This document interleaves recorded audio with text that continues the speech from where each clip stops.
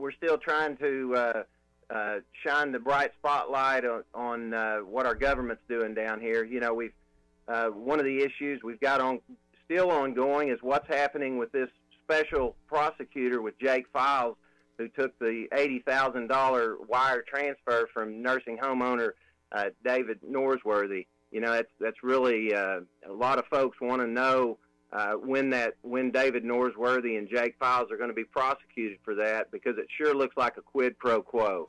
It really does. And isn't Jake Files already serving? He began serving his 18th month sentence. He is, and he of course was involved in stealing General Improvement Fund money, like we had up north. So the question is it's the same thing with Michael Maggio down in Conway. He takes a bribe from David Norsworthy's partner, Michael Morton, and Michael Morton skates, for basically undoing a jury award. And same thing here. After tort reform was filed in 2015, Norsworthy clearly sends a secret $80,000 wire transfer, and guess what? He still hasn't been prosecuted. It's a pretty simple matter. Yeah, and it's blatant as well, and so you gotta wonder. First, you gotta wonder. Has Norsworthy talked to the FBI? I would certainly want to know that. I mean, who knows? Does he have information that might be useful in other cases? There's a lot of moving parts here that we can't really see.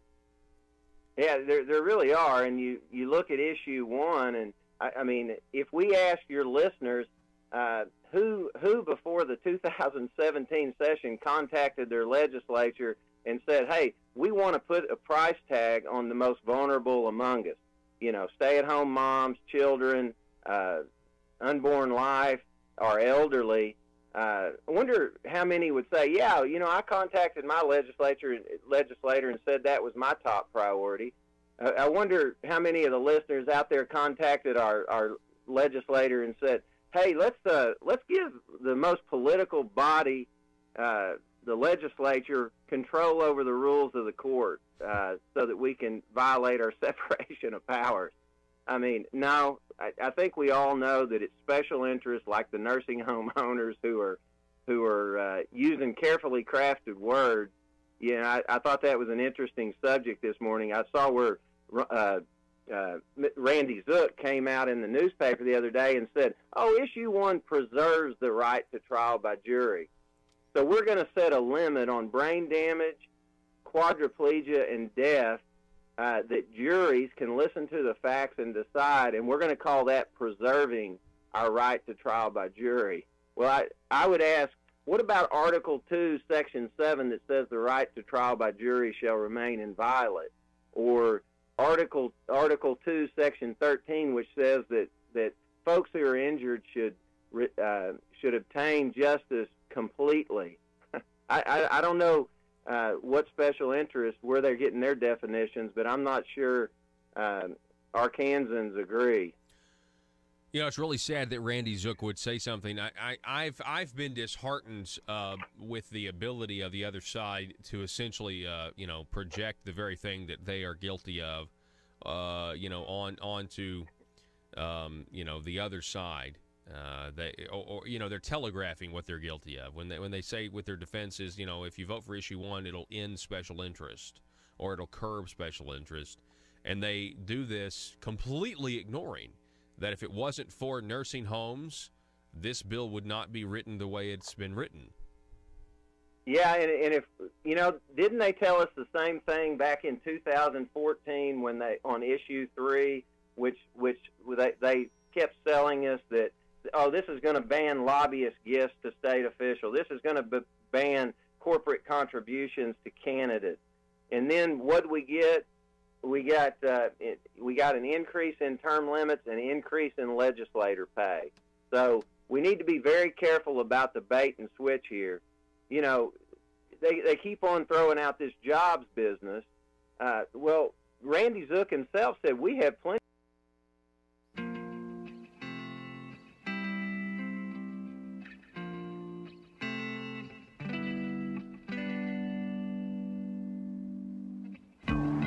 I think it's time we ask ourselves if we still know the freedoms that were intended for us by the Founding Fathers.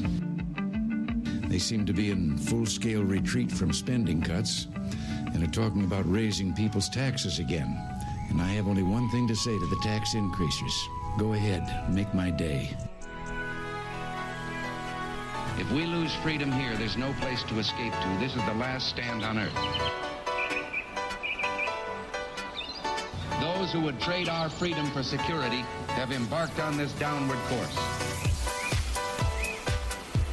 Whether we believe in our capacity for self-government or whether we abandon the American Revolution and confess that a little intellectual elite in a far distant capital can plan our lives for us better than we can plan them ourselves. Conduit News Radio with Paul Harrell is on now. Good morning, ladies and gentlemen. Welcome to the show today. My goodness, today's Wednesday, and so we're almost through this is the middle of the week. So congratulations, you found the intersection of conservative ideas and reality. We're building a liberty machine here, and we want you to be a part of that. One of the ways you can do that is to call or text 870-275-9799. You can also sound off over at the Facebook page, facebook.com/Conduit News. While Facebook is still a thing, I have my doubts. You can go over to the YouTube channel. I would highly recommend you.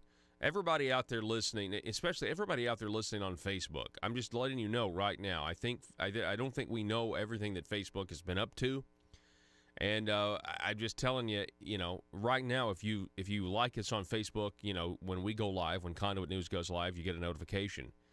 I just want to encourage you to go to the YouTube page and click the subscribe button and the little bell to receive notifications. And I know that means you might be receiving notifications for two places, but I just would highly encourage you to do that.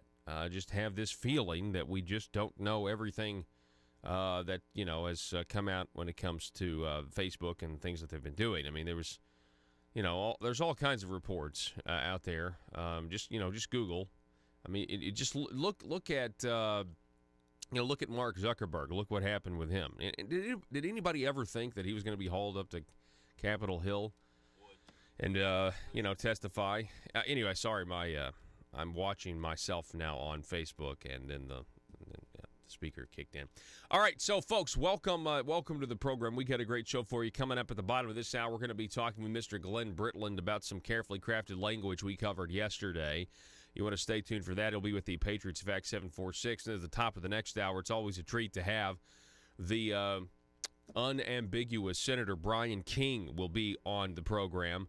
Excited to talk to him about what many conservatives around the state now are calling Loangate. This is the practice where politicians are loaning each other money, zero interest, zero payment loans. Now, not everybody. Charlie Collins is a little bit of a capitalist. He actually loaned Nate Bell at least, over $12,500 and reported making $1,000 interest or something on it. Charlie Collins is, he's more of the, I don't know. Ever see those Montel Williams commercials where he's advertising for, do you need money now? Do you need cash fast? Try the Arkansas General Assembly Intra-Legislator Bank. Anyway, Charlie Collins making money off Nate Bell and his family. Anyway, then we have, of course, you have Jeremy Gillum taking a loan from Joe Jett. You have Jake Files taking a loan from the governor's nephew, Senator Jim Hendren. And, it's all one big happy family down there. We'll be talking to Brian King about that. I'm going to ask Brian for a loan because, why not? Why not? Then at the bottom of the next hour, 7:33, we'll be talking with Congressman French Hill, who has a very important election coming up. The Democrats fielded a candidate in Democrat State Representative Clark Tucker. And it is very important that the Trump agenda continue, and that's why I think it's very important that French Hill and everybody listening in the 2nd Congressional District take notice. I think turnout's not. At this point, I feel pretty good about Republican turnout. I don't know about you. I think this situation with Brett Kavanaugh has. It's just enraged a lot of people. I think people realize that we've got to stop the madness. We've got to stop this craziness. We've got to make sure There's a lot of there's Democrats out there who are waking up for the first time. They're waking up for the first time, and it's a combination of things. It's the sheer madness. It's the sheer blind rage of the left because Donald Trump won the presidency.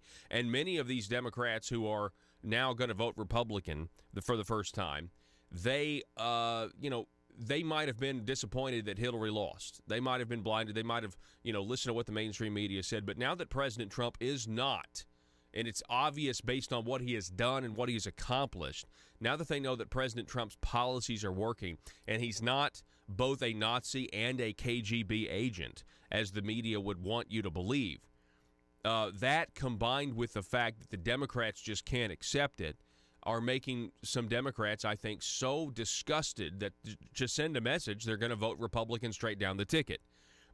This will not be an anomaly in my mind. This is actually going to happen, from what I can tell.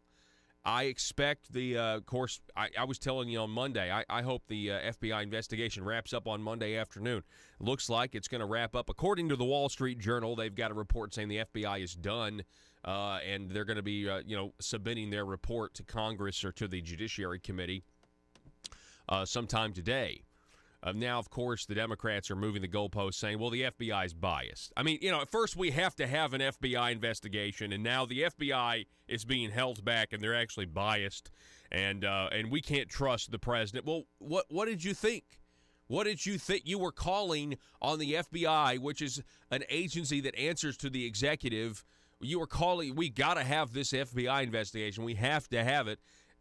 And it's because they count on the ignorance of the American people, and they count on the media just parroting whatever they tell them to say. Everybody's, the FBI, the FBI. The average Democrat voter probably doesn't know that the FBI answers to President Donald Trump. Hello? And now it's, we can't trust the FBI. We're not, and they just want to move the goalposts. It's just delay, right? And if they can somehow delay this thing till next week, then the full force of the primary getting close kicks in. And now the Democrat narrative, if the Democrats were to be successful, and I think the Republicans know this, but I'm just going to tell you, if the Democrats were to be successful in delaying this another week, then the Democrats will come out and the media will come out and say, we have to have a permanent delay. Let the American people decide. Let's have the vote. Let's make sure we gauge what the American people want. Let's see what happens in the Senate and everything else. And it's just an attempt to delay. They want to take the House. They want to impeach. I got news for you, though. These red state Democrats are in trouble. These red state Democrats are in trouble. They don't know what's They don't know what's coming. Claire McCaskill up in Missouri is in trouble. And I'm telling you, I think we're going to get. I think the Republicans can gain seats in the Senate, but you got to get engaged. Folks here in Arkansas, listening across the state, there are terrific radio stations that are carrying this program right now, and we really appreciate it. Do you guys have any family in Missouri? You guys got any family up there? You need to call them. You need to make sure that they call all their friends. They got to get out and vote. President Trump was in South Haven, Mississippi last night, delivering, one of his great speeches that he does, and everybody, is chanting, "We want Kavanaugh, we want Kavanaugh, we want Kavanaugh." President Trump then pointed out some of the inconsistencies in Christine Blasey Ford's testimony. Listen to this. Go to the Hill article, Joe, first. We'll go to the Hill article and scroll down there, and you can see where, you've got a tweet where, this is how the New York Times, this is how President Trump mocks Christine Blasey Ford. Click on the tweet there. MSNBC, listen to this. But let me listen to actually what he says. He makes a good point. Listen. What he's going through, 36 years ago, this happened. I had one beer, right? I had one beer. Well, do you think it was? Nope, it was one beer. Oh, good. How did you get home? I don't remember. How'd you get there? I don't remember. Where is the place? I don't remember. How many years ago was it? I don't know. I don't know. Listen to the left. Can you feel the left's rage? What neighborhood was it in? I don't know. Where's the house? I don't know. Upstairs, downstairs, where was it? I don't know. But I had one beer. That's the only thing I remember. And a man's life is in tatters. A man's life is shattered. Stop. His wife is shattered. His daughters. Yeah. So that's President Trump last night in South Haven, Mississippi. I was actually watching that. I was watching that live on the Right Side, YouTube channel. I don't have cable. And so I'm watching that live, and when he said that, I was like, uh-oh, man, the mainstream media is going to hate that one. But he's raising an excellent point. Can you kill those pods, Joe? He's raising an excellent point, and that point is this. She remembers, I only had one beer. Now, why is that useful? Well, because, no one's going to get drunk off of one beer, No one's gonna be inebriated off of just one beer. So she only had one beer, which, okay, well then she is now credible. She's at a party in high school, alcohol's being served, and she only had one beer, but she can't remember anything else. It certainly is point well taken, President Trump. Point well taken. I think we all know, but here's a bigger story. You want to know what the biggest story is today? It's over at Fox News.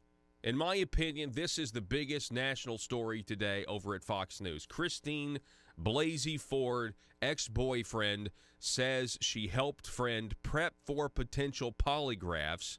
And then it says here that Chuck Grassley sounds the alarm.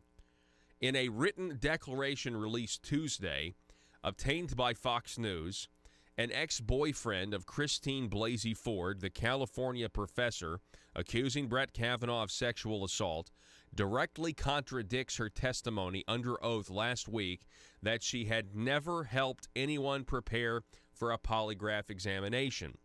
The former boyfriend, whose name was redacted in the declaration. Oh, by the way, the left should have no problem with that. You should have no problem with anonymous accusations at this point. Also said that Ford neither mentioned Kavanaugh nor mentioned she was a victim of sexual misconduct during the time they were dating from about 1992 to 1998. He said he saw Ford going to great lengths to help a woman he believed was her lifelong best friend prepare for a potential polygraph test. Now, that's interesting. This is Dr. Ford preparing her friend for a polygraph test. He added that the woman, Monica McLean, had been interviewing for jobs with the FBI and the U.S. Attorney's Office. Huh. Wow, okay. So we have Christine Blasey Ford here, who apparently has friends that want to work, if not possibly did work, at the FBI. I wonder what else her connections are. Anybody else? I'm sorry. Yeah, I know it's speculative, but yeah, the phrase deep state certainly is in my mind right now. It's at the forefront of my mind when you read something like that. Ford never expressed a fear of close quarters, tight spaces, or places with only one exit, the former boyfriend wrote. However, on Thursday, Ford testified, I was hoping to avoid getting on an airplane, but I eventually was able to get up the gumption with the help of some friends and get on the plane. She also acknowledged regularly in her words, unfortunately, traveling on planes for work and hobbies. And Ford explicitly told Senator Dianne Feinstein on Thursday that she had a second front door installed in her home because of anxiety, phobia, and PTSD-like symptoms that she purportedly suffered in the wake of Kavanaugh's alleged attack at a house party in the 1980s. More especially claustrophobia, panic, and that type of thing. In a pointed, no-holds-barred letter Tuesday evening that referenced the ex-boyfriend's declaration, Senate Judiciary Committee Chairman Chuck Grassley demanded that attorneys for Ford turn over her therapist notes and other key materials and suggested she was intentionally less than truthful about her experience with polygraph examinations during Thursday's dramatic Senate hearing. Quote, your continued withholding of material evidence despite multiple requests is unacceptable as the Senate exercises its constitutional responsibility of advice and consent for a judicial nomination, wrote Grassley, the Republican from Iowa. Under questioning from experienced sex crimes prosecutor Rachel Mitchell last week, Ford said that she had never had any discussions with anyone on how to take a polygraph or given any tips or advice to anyone who was looking to take a polygraph test. She repeatedly said the process of taking her own polygraph in August was stressful and uncomfortable, although she testified she could not remember if she took the test on the same day as her grandmother's funeral or the next day. Folks, if that is true, and she said that under oath, and in fact she has coached other people on how to take a polygraph test, by the way, where do you learn something like that? Where do you learn those kind of skills? If this is true, that would be perjury. I mean, that would be a pretty clear-cut, open and shut case if you can prove that she has, in fact, given other people advice on a polygraph. And why would you conceal that? Well, because that would make you look less credible, wouldn't it? But in his declaration, the ex-boyfriend wrote, quote, "I witnessed Dr. Ford help Monica L. McLean prepare for a potential polygraph exam, and that Ford had explained and detailed what to expect, how polygraphs work, and helped her become familiar and less nervous about the exam." Again, her best friend applying for jobs with the FBI and the Department of Justice. Using her background in psychology, she was coaching her best friend. This is Brett Kavanaugh's accuser now. McLean's name appeared on a list of Ford's former high school classmates who signed a letter of support for Ford last month. So McLean is supporting Ford, and McLean was helped, coached allegedly through a polygraph test for the FBI and DOJ when she's applying for jobs. This story is humongous. This is a huge story. It's like one little detail, but if true, it raises a ton of more questions than you get answers. Deep state, deep state, deep state. I mean, just red flags all over the place. This is a big story. This is probably, to me, this is the biggest story of the day. Oh, you won't hear anything about this from the other folks, though. You won't hear anything about this from those who were out to get Brett Kavanaugh. No. But this story, while it might not be broadcast on MSNBC this morning, I guarantee you this story is in the inbox of every senator who is on the fence right now. Because I think at this point you have Republicans, other than Jeff Snowflake. I think the rest of them are ready to just. I mean, I think they know that Brett Kavanaugh has been put through the ringer here, and I think they're wanting to vote for him. But they also are, they don't have the gumption. They're afraid of the mainstream media. They think that somehow that they'll be able to please the mainstream media. They want the approval of others instead of realizing that the mainstream media is not the majority.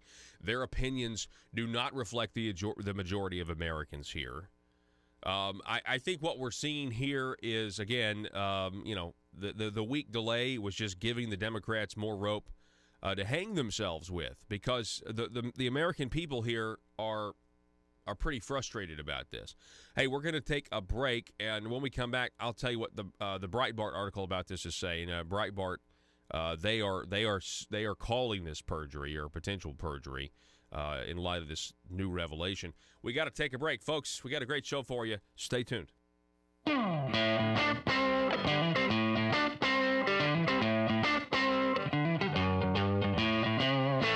Jobs, we just don't have a trained workforce. I mean, we've got the lowest unemployment rate in state history. Why don't we lower taxes? Why don't we train our workforce? Why don't we improve education in the state of Arkansas? All conservative ideas, and we will attract jobs. Mr. Zook says that we're going to attract doctors by passing issue 1. Well, remember what Rose Mims says, who came out against Arkansas Right to Life? Jerry Cox. Well, what kind of doctors are we going to attract by limiting accountability if they kill or maim someone? Well, we're going to attract bad abortion doctors. We're going to attract bad doctors from other states who are booted from their state. We need good doctors in Arkansas, but we don't need to attract the bad ones.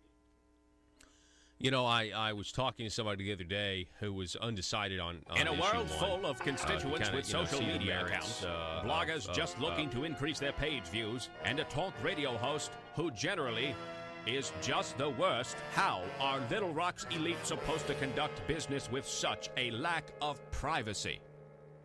Introducing the 1835 Club, older and more refined than other clubs that claim discretion. The 1835 Club is for seasoned political veterans that want to conduct the highest form of aristocratic business with the public's money. Are you a schemer?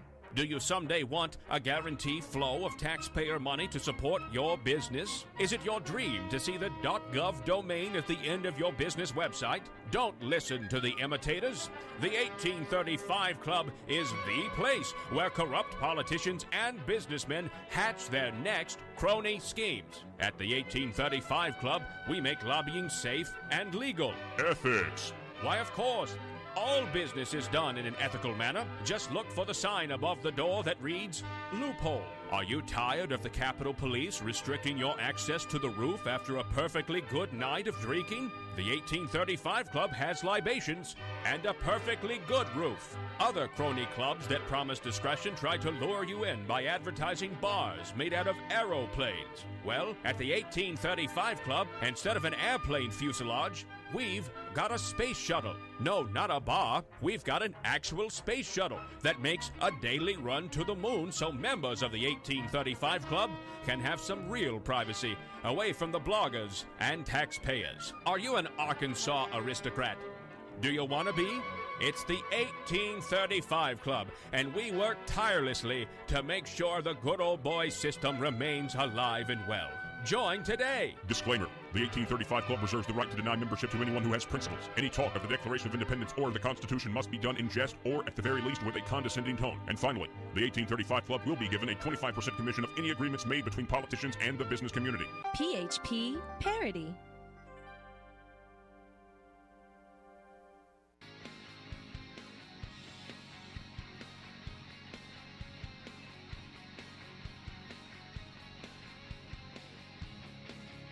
The intersection of conservative ideas and reality.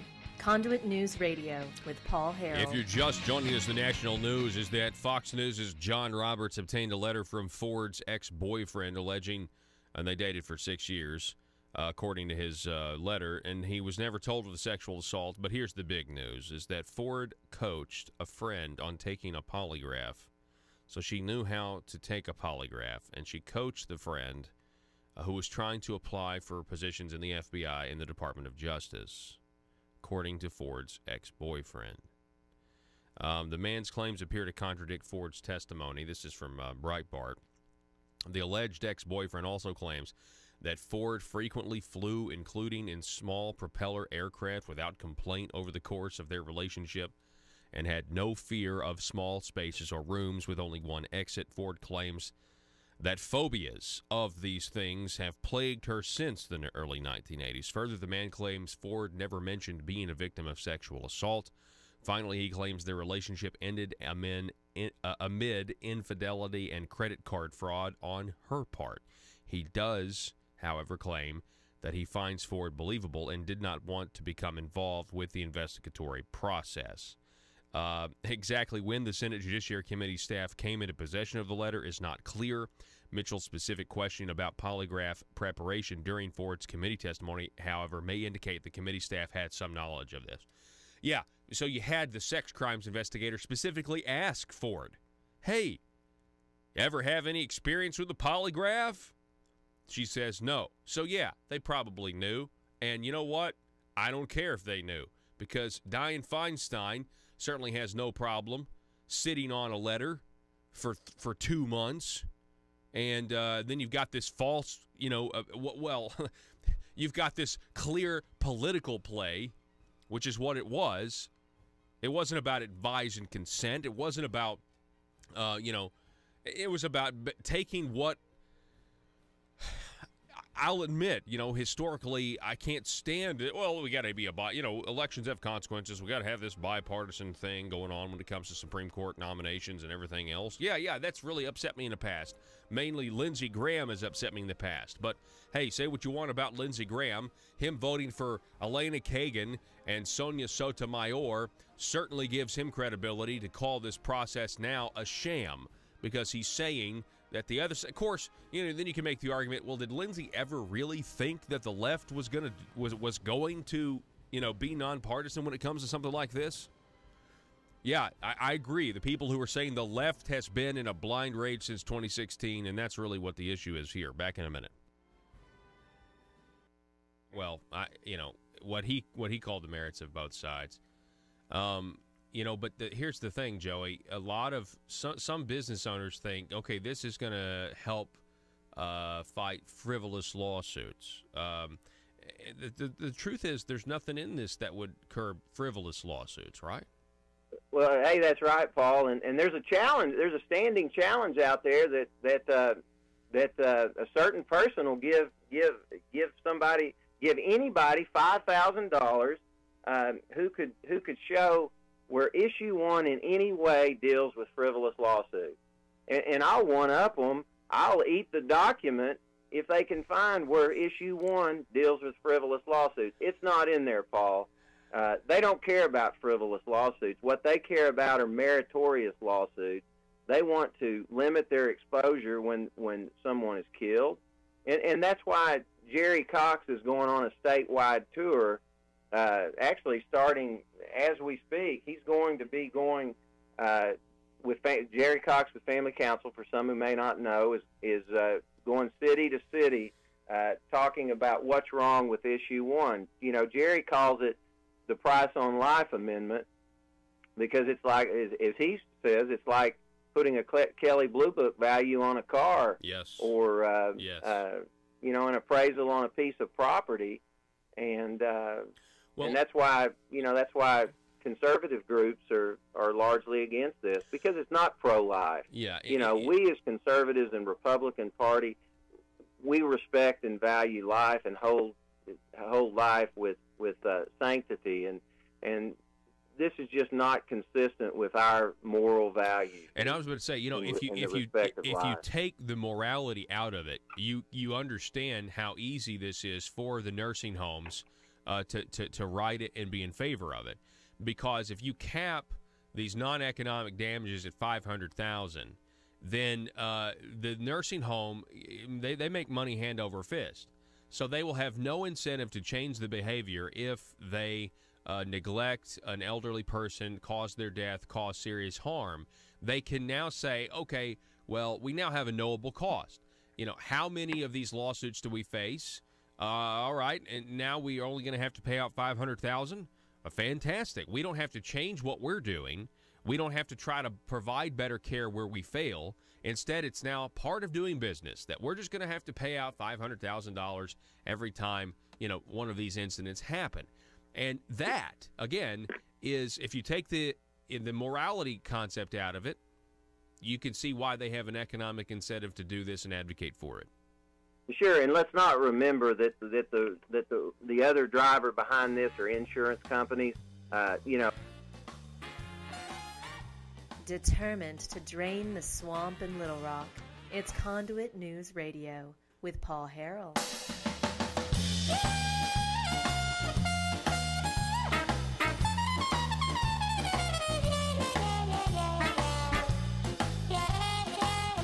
Folks, the Patriots of Act 746, welcome back to the program. Patriots of Act 746 are on a mission to educate the people of Arkansas about your Second Amendment rights and about your Arkansas rights to human defense. Your human right to self-defense is what I'm trying to say.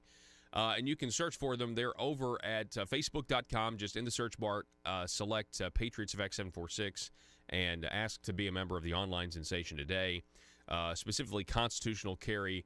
They'll tell you everything about what your rights are here in Arkansas, and you need to know about them, especially if you want to protect yourself, your family, and exercise your right to human defense. Okay, so welcome. We get from the Patriots of Act 746. We have Mr. Glenn Britland is with us. Glenn, welcome back to the program, sir. Oh, thank you for having me on here again, Paul. Yes, sir. Well, listen, we do these segments called Carefully Crafted Language, and we did one yesterday where we put a photo of you up on the screen for everybody to see. And it was a photo at, was it Blues, Bikers, and Barbecue? Tell us a little bit about that.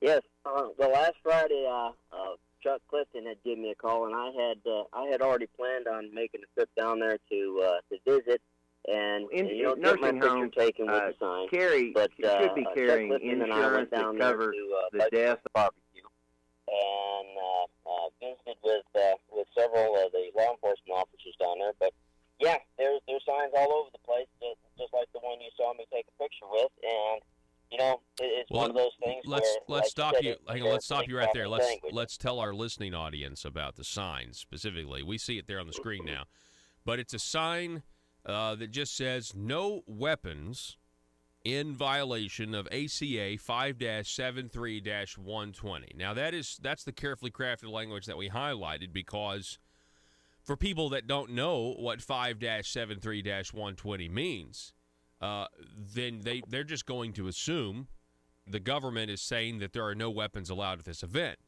That's not true, though. No, it's not, and that's exactly what their goal was to deceive the public into thinking that there are no weapons allowed, and that's what kind of makes taking a picture with the sign and having a gun on your hip all that much more fun.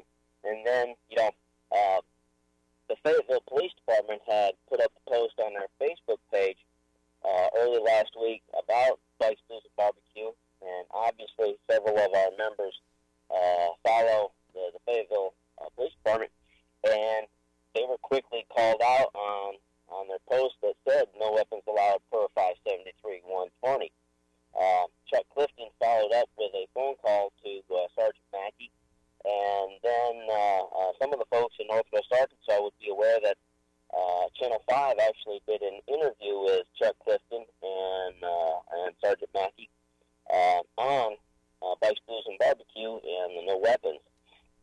But yeah, it was definitely an attempt to deceive the public. Yeah, it certainly is. It's an attempt to deceive, but it's also, in a way, a concession. Wouldn't you agree? I mean, they know what the law says. Yes. When Chuck talked with the sergeant, yeah, he readily admitted just exactly what the law says. And when I got down there to Dixon Street, I walked down one end to the other, and saw law enforcement officers all over the place. They were out there in force, as it were, and everybody I saw that was with the Fayetteville Police Department that just nodded, said hi, how you doing, and it was absolutely no trouble. The only place that we didn't carry was at the beer garden. Do they have a sign posted at the beer garden? Well, no, they don't have a sign posted at the beer garden. However, the folks at the beer garden did turn us away. The parking lot is owned by Fayetteville, but there's a lease agreement, and so the beer garden then becomes the entity practicing proprietorial control. And so, like any business, they have the right to be able to dictate who comes in and who goes. In which case, if we had said no, we're going in anyways, they could have had us arrested for trespassing. And it's a fine line when you have to balance the rights of a property owner or a business owner and personal rights. Mm-hmm. Yeah, I would agree with that. And obviously, I think we both support the rights of property owners to dictate what goes on, on their property. But I think this was it's interesting. It is a carefully crafted sign. And again, for the uninformed out there, they think, okay, no weapons allowed. Now, at the same time, it's a concession because they are admitting, hey, we know what the law is, but we are assuming, that most people don't, so they won't bring weapons in here if we phrase the sign in this way. Now, then that becomes a philosophical argument because they are essentially, in a way, depriving people of information that would allow them to be able to make the decision as to whether or not they want to carry so that they can defend themselves in the event that something happens. So in a way, this sign is making the public less safe if you're one of these people like I am that believe that an armed society is a polite society. Exactly. That's exactly, you hit the nail right on the head. Because, my right, your right to defend ourselves shouldn't be limited. And they are purposely deceiving the public on this, and that is definitely a disservice to the general public. It's almost like saying, hey, don't wear a seatbelt. They're deceiving the public because they believe that if the public knew, and this event, Bikers, Blues, and Barbecue, they think it'll turn into some sort of Wild West shootout, and well, you got all them big bad bikers there and all, yeah. So yeah, exactly. Which is once again another falsehood. Yeah, it's it really is fascinating. I mean, this is a snapshot of this photo. You wearing the gun. Okay, the gun is in the photo. In the background is the sign that says "No weapons," in violation of ACA 5-73-120. I mean, I find it it's pretty funny. I mean, essentially, Glenn, what you're doing is you're trolling the law enforcement. Yes, that's exactly what we were doing. And, that sign to me, that sign says "Keep calm and carry on." And yes, I was rather conspicuous with my open carry. I had light-colored clothes on and a dark pistol that stood out like a sore thumb. And some of the looks that I got while I walked up and down Dixon Street were rather precious. At one point, I walked past 3 law enforcement officers that were leaning against the wall of a building and had someone look at me, then look back at the law enforcement officers, then look back at me, and then watch me walk by, say hi to the law enforcement officers, and keep walking. And like I said, the look on his face was priceless because I'm not law enforcement, so there's no badge, there's no that. I'm just an average citizen exercising his right. So people were basically doing double takes. Did you give him one of the Patriots of Act 746 cards? That's what you should have done. You should have given him one of those. I had a whole pocket full. I handed out a couple of cards and actually, talked with 1 or 2 people that inquired.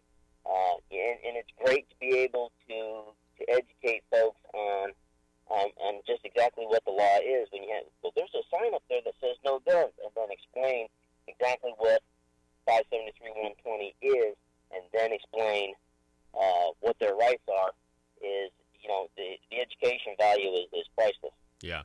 The sign is deceptive. It shows that the law enforcement does have a fear of an armed citizenry in some capacity, at least at events like this on a public street.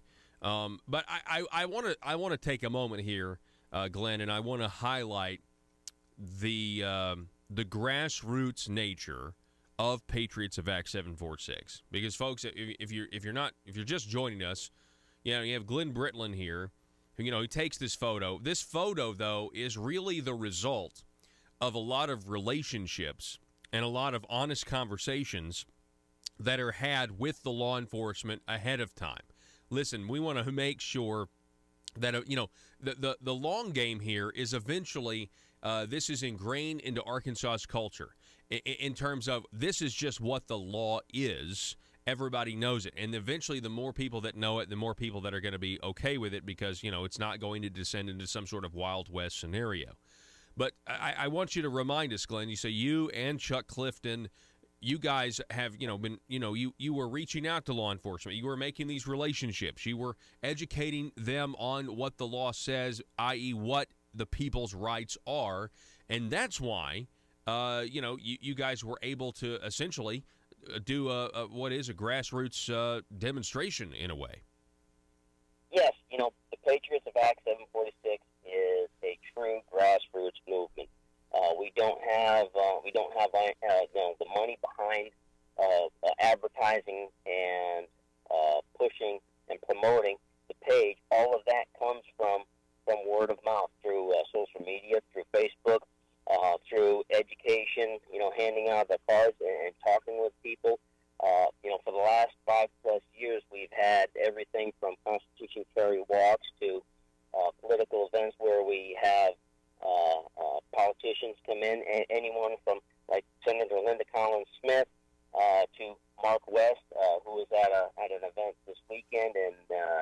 person at the Northwest Arkansas meet and greet, just generally talking with people on an everyday basis when you're out in the public and you're armed. And that's producing results. So tell us a little bit about, you guys have any meetings? I know we've got meetings coming up in the northeast part of the state. There are chapters forming in South Arkansas. What's the status of that? Well, this Friday there is a tilt walk on Dixon Street in Fayetteville. Hang on. Whoa. What? You mean like Scottish kilt? Did I hear that right? A kilt? Yes. There are several of our members here in the Northwest Arkansas chapter that are proud of their Irish and Scottish heritage, and they are going to don their kilts and walk down Dixon Street Friday at 6 p.m. They're going to start at the Hog House Brewery and have their kilts on along with their sidearms, and I think they're still looking for someone to play bagpipes. So that's what I was about to say. If anybody in Northwest Arkansas plays the bagpipes and wants to participate, give us a holler. So you're going to have folks with these, these historic outfits, kilts, if you will, but then they're going to be strapped with modern 21st century weaponry. Is that what you're saying? That is exactly correct. Now, I'm not going to be going down. I don't have a kilt. Well, what about a toga? What about a toga? Why can't people get in touch with their Roman heritage? Toga. Well, we may have to work on that. Maybe one of the other chapters can have a toga walk, but or Greek. I guess I should have said Greek. Yeah, go. Same thing. Greek conquered their captors. Is what's said. Yeah. Hey, continue. I'm sorry, I didn't mean to interrupt, Glenn. Well, there's also Saturday, October 6th at the Golden Corral in Conway at 2 p.m. at the, I believe it's the Central chapter is having a meet and greet down there. And I think Chuck Clifton is going to be the guest speaker down there. Then October 13th, the Northeast chapter that I'm sure you're familiar with is 2:30 at Frankie's Place in Brick Terrace Garden in Newport. And then the Southeast chapter is having a meet and greet October 20th at the Level Ground Fellowship in Crosset. I'm not sure of the time on that, but that's on October 20th. And all that's available, you can find through the Facebook page, Patriots Fact 746. Go ask to be a member. And then you have the individual chapter pages from there. Glenn, it's always great to have you on, and I really appreciate this. They say a photo's worth 1,000 words. This photo is certainly one of those where you've got the gun behind the sign that says no weapons, ... in violation of Act 746. Appreciate it, Glenn. You have a great day. You too, Paul. Thank you for having me on. And, just a last quick word. I was thumbing through my email, and I got my Patreon subscription receipt. And I would like to encourage all of your listeners to look into becoming a Patreon subscriber and help out Conduit News Radio to help spread the word for conservative values. Hey, I appreciate that. Glenn. I really do. You have a great day, sir. You too. Thank you. All righty. That's, folks, that's if you want to do what Glenn said, I would encourage that. It's patreon.com/CNR. We're going to take a break. Back in a moment. Russellville-based firearms manufacturer Omega are making clones of the most notable German firearms in the world.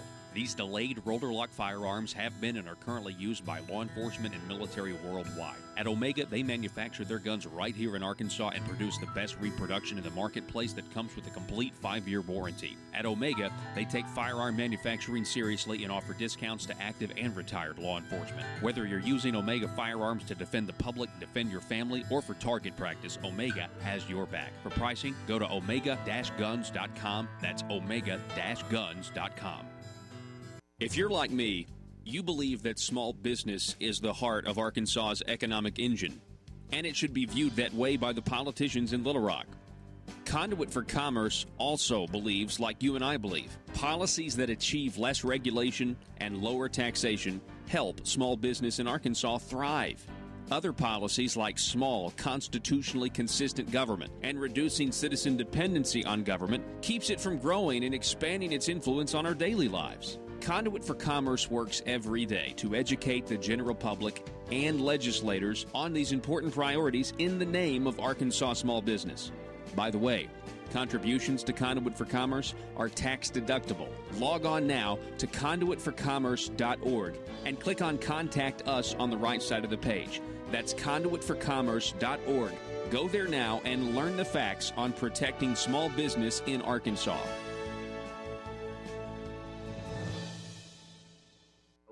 Nursing homes should be carrying insurance that cover the death of our loved ones in nursing homes. You know, we saw what happened in California. They passed tort reform back in 1976 based upon the premise that they were going to lower the premiums for doctors. Well, guess what? Over a 13-year period in California, doctors' rates went up 450%. Until 13 years later, in 1988, they passed Proposition 103. Guess what Proposition 103 was? Which stabilized doctors' insurance rate. It was insurance reform. So I think our legislature needs to start focusing on insurance reform, put some regulations where insurance companies have to justify why they're increasing our good doctors' rate, why they're increasing our car rate. And if they can show that it's not through bad investments, which, by the way,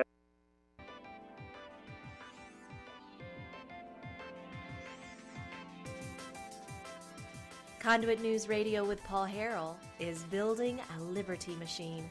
Find out more at conduitnews.com. If it neither picks my pocket nor breaks my leg, then you are free to do so.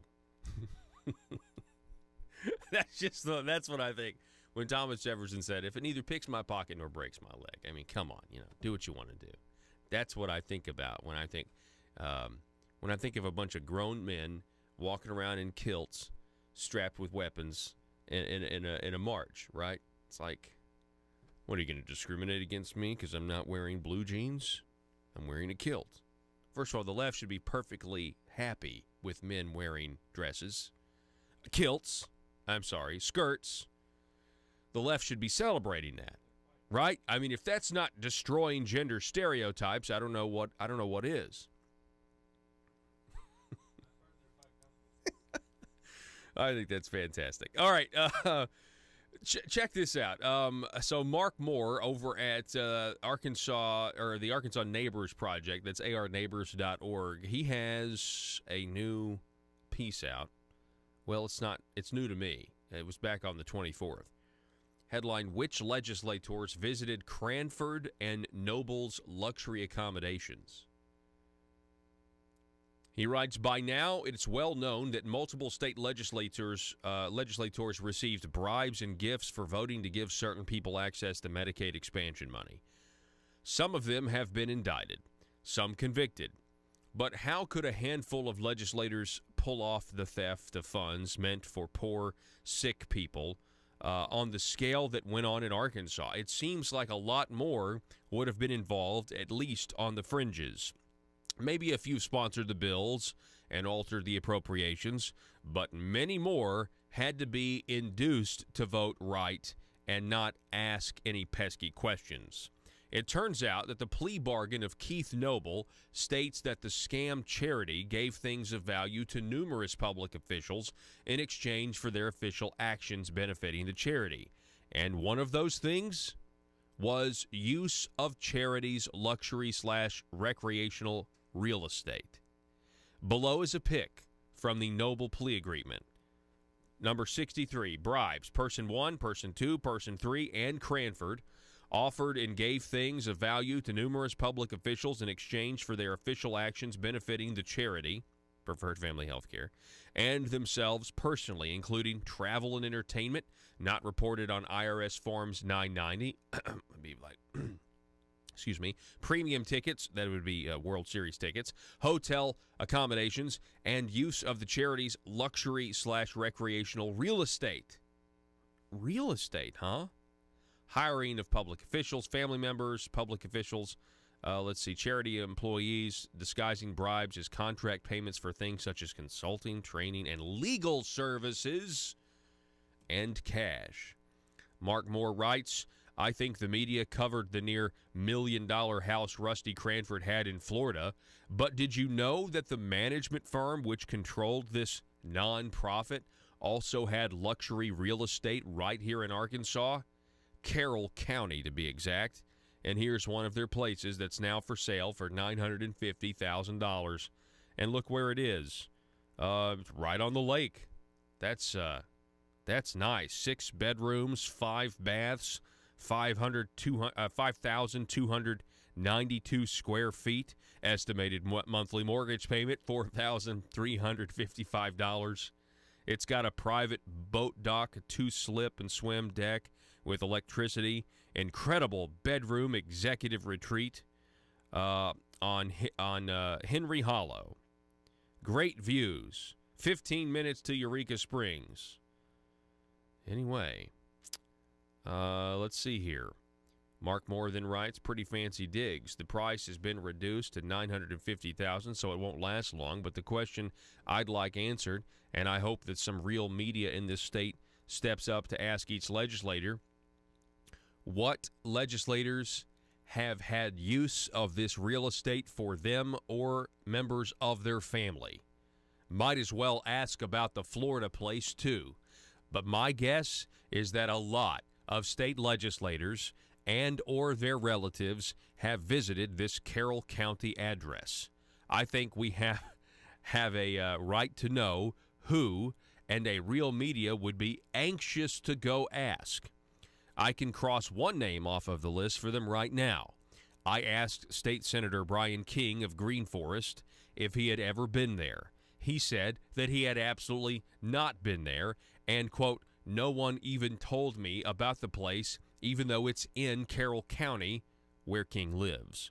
He added this dynamite quote, Medicaid entities have been backing up the Brinks truck to DHS and have hauled off hundreds of millions of dollars.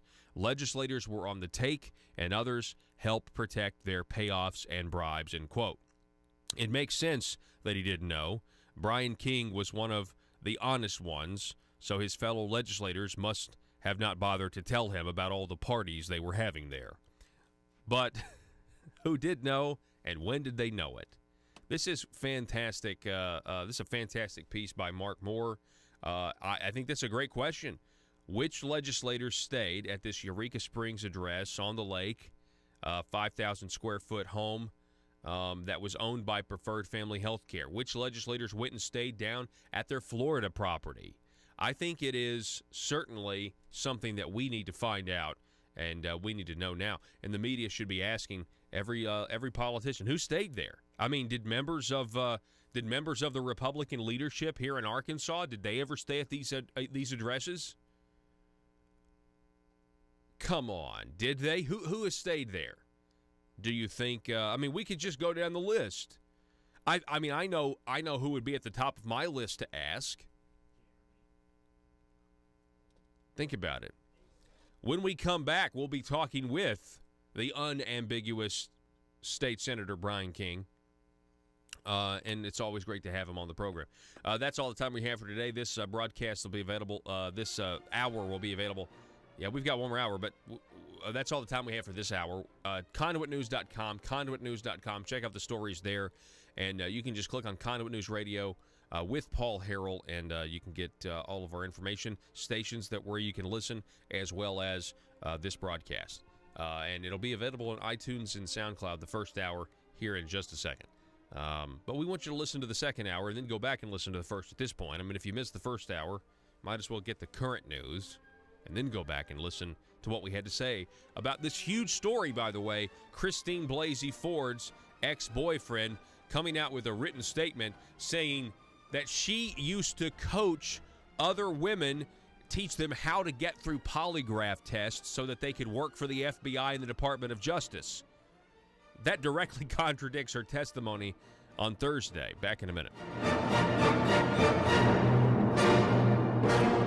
The news and talk of Northeast Arkansas. This is News Talk 101.3 FM and 1230 AM KBTM, Jonesboro, an EAB radio station.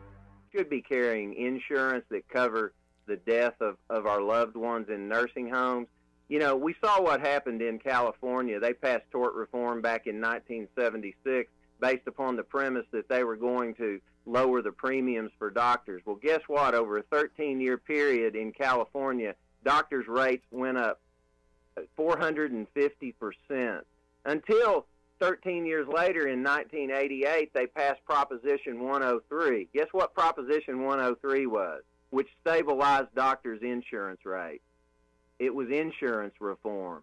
So I think our legislature needs to start focusing on insurance reform, put some regulations where insurance companies have to justify why they're increasing our good doctors' rates, why they're increasing our car rates. And if they can show that it's not through bad investments, which, by the way, that's what happened in California, they were making bad investments.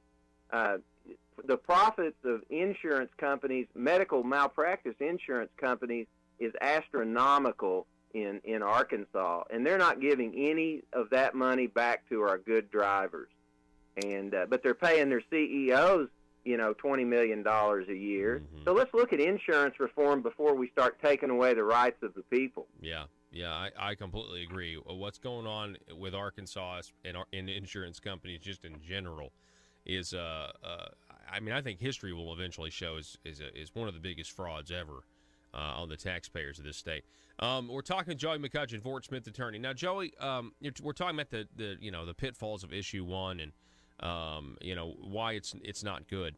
But I'd like to ask you about maybe another issue, specifically with the ongoing discovery that's coming out with the corruption in Arkansas politics. Going back to the general improvement funds that Jake Files stole. If you go a little bit north, you end up getting into the John Woods case, convicted felon John Woods sentenced to 18 years. That ties back to Ecclesia College. And I'm just wondering, are we ever going to find out exactly what Ecclesia College spent all that money on? Well, as you know, we've got a lawsuit pending right now where they would not give us documents. We've also got a lawsuit to recover the $600,000 or $700,000 public dollars that they gave to this private college.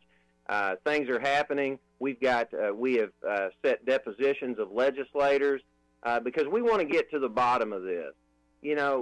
We understand conservative values and respect for our taxpayer dollars, and that money went for the wrong purpose. It was not used. Even if you get past the premise that why are a group of conservative legislators giving our taxpayer dollars to a private college in northwest Arkansas? Well, why aren't they calling for that money back that went to that institution and did not go to the purpose that they said they were going to use it for? It's time for accountability, and it's time for light. And all of this ties back to special interest, and it's really just disrespect for the taxpayer of Arkansas and disrespect for our rights. And whether it's Ecclesia or Issue 1, we've got to stand up and be accountable for tonight, Paul. Just to jump back very quickly, there's a forum in Northwest Arkansas at the Northwest Arkansas Community College on Issue 1. I would encourage all folks in Northwest Arkansas to attend that. The funny thing is, or the travesty is that the other side is not showing up. I think that they see that anytime there's education about Issue 1 and its placing of a special a price tag on life, it's separation of powers issues, they know that they're not gaining ground, so they're just not showing up for forums. So anyone who doesn't understand Issue 1, I hope they'll come tonight. There'll be discussions from Chad Gallagher, who was with the Huckabee administration, Annabelle Clinton Tuck, a former justice, And Representative Jimmy Gazaway, who, by the way, stood up for our rights in the legislative session and in session said how bad and how egregious this attack on life was. And unfortunately, he wasn't listened to by the majority. No, he wasn't. And Republican Jimmy Gazaway did a good job there. He even tried to offer an alternative that they didn't want to have anything to do with.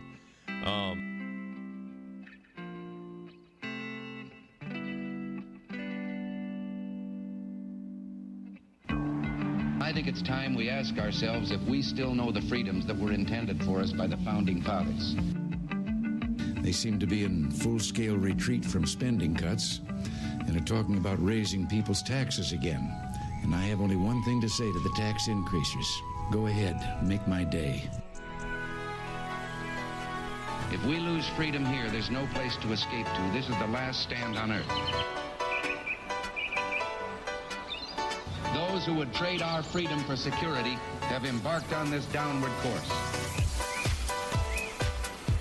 Whether we believe in our capacity for self-government or whether we abandon the American Revolution and confess that a little intellectual elite in a far distant capital can plan our lives for us better than we can plan them ourselves. Conduit News Radio with Paul Harrell is on now. Welcome back to the program. Ladies and gentlemen, this is hour number 2, the intersection of conservative ideas and reality, where we are building a liberty machine. Welcome back to the program. We got on the line, Senator Brian King is with us from District 5. Good morning, Brian. Good morning, Paul. Can I have a loan? Is that something that you think you can give me, like a zero payment? I don't want any interest either, by the way. Yeah, and, first, Paul, I want to say when we're talking about the loan stuff, it's not that, people think that when you get in the legislature and you're a public person, you're out there and everything you do, and sometimes I equate it to, getting arrested, everything you do and say can and will be used against you. But, I've been on hard times in my life. Could be there again tomorrow. When it's not that, we're mocking people on hard times. So when we're talking about the loan part, what we're talking about is the hypocrisy of these people. I mean, you sit here and you look at it, and I keep telling people, well, I go to the bank, but when I said earlier about legislators, it's like real life doesn't insulate you, or being elected doesn't insulate you from real life problems and issues and mistakes, and screw-ups and bad judgments once you're in the legislature, but you're a public person, and all those things can be a pinata when those things happen to you the same way it can happen to you in real life. But the difference is the hypocrisy of these people. And I sit there and tell people now, I said, I just have operated in real life the same way I do down there in the legislature, in that when I need money, I go to the bank, okay? And if you're down there to the point that you're having to borrow money off friends and things like that, you don't need to be down there managing a $25 billion budget. And yet these people just continue to just say, and the media, they come out with enough that just throws a tidbit at that shows that, hey, we're trying to do something, but they're not digging. And that's why we've got the problem that we are. And these little stories are they're just minor things that's blowing up over the surface. And you sit there and think, I didn't know, or you could, we knew it was going on. It's been talked about. This news story wasn't anything new. They just finally had to report on something to actually make it seem like they had to do something. This has been going on for a while. But, Paul, here's the thing. Okay. I got a confession. Okay. All right, I got a confession. We sit here at the farm or in business, and you buy something and you think, no interest loan. No, probably this, well, we know it's built in and all that, but it makes us feel better. So when this actually broke out, I thought, how do I get one of these? Now, this is very key that all three important parts are to this, because that's the way somehow these people have operated. I can't believe they have, but, I'm a cynic. Okay, it's a no payment no interest, no obligation loan.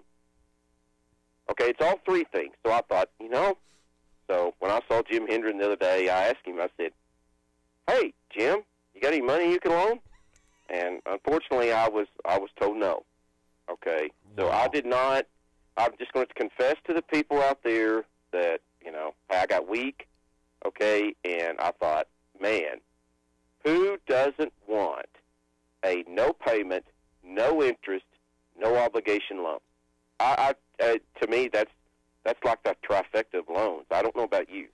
Oh yeah, it certainly is, and I just can't imagine why Senator Hendren thought that Jake Files was good enough to get that zero payment, zero interest, no obligation loan, but the great Senator Brian King wasn't. Yeah, I don't know about great, but no, I was not. And think about this: at that point in time, this is why the media didn't do anything, and that the media will still never cover any of my Medicaid disclosure bills that I was saying something years ago. They won't.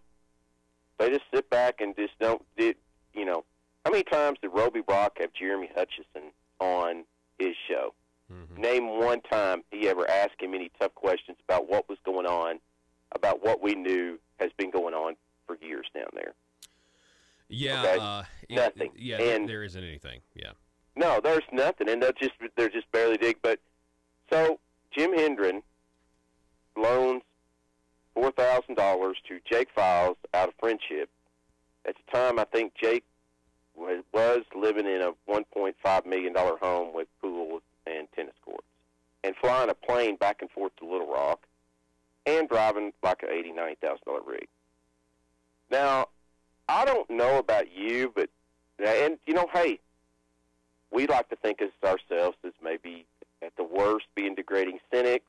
Jim Hendren thinks of you as Al-Qaeda or ISIS, okay? Mm-hmm, and probably me too. But that's obvious. Maybe because I have terrorist affiliations is the reason Jim Hendren wouldn't give me a no payment, no interest, no obligation loan like he's done other people. I don't know. But it just amazes me how they give these answers, and I just don't see how they just sit there and go on and act like they're for transparency and they're for open, honest government.